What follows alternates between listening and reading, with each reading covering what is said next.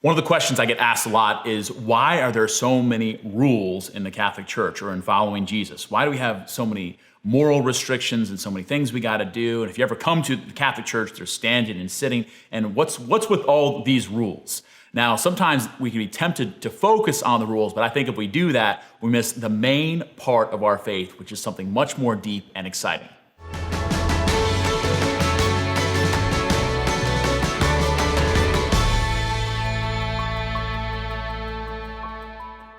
When I was a little kid, my older brother taught me about football. He introduced me to his love for this incredible sport that I still love today, my whole family loves.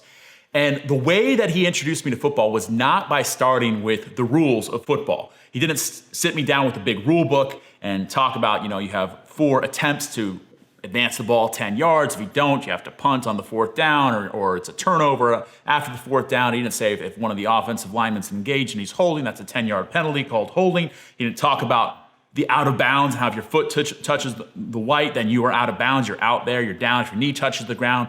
We didn't go into any of the rules when we started. We started with playing football. We started with him teaching me how to throw a spiral. I still struggle with that, but teaching me how to throw a spiral. We started by watching great players. I learned about players that are still my favorite players today in the history of the game. Great players like Mike Singletary or Walter Payton, people who played the game with passion and ferocity and who did everything they could to win the game. So what ended up happening is I fell in love with the game, with the sport of football.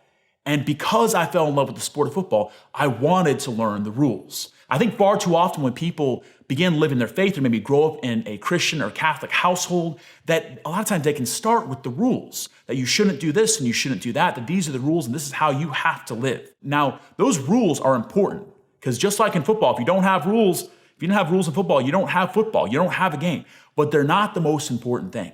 Those are basically, that's kind of the outline for what happens on the inside of the game, which is the good stuff, which is the passion and the fire and the victory and the great feats of athleticism that happen in football. The same thing's true with our faith, that our faith is an incredible romance, that God has invited us into a relationship with him that is bold and dynamic and world-changing. The rules that we have, the moral rules and everything else in our faith are to help us to live that life to the full. They're not the main point. They're super important and we don't get rid of them. We don't set those aside. Those rules are to help us to flourish in this relationship of love. And that relationship is what God has invited us into today. That's the relationship that God wants to have with you and I today because we were made for glory. God bless you.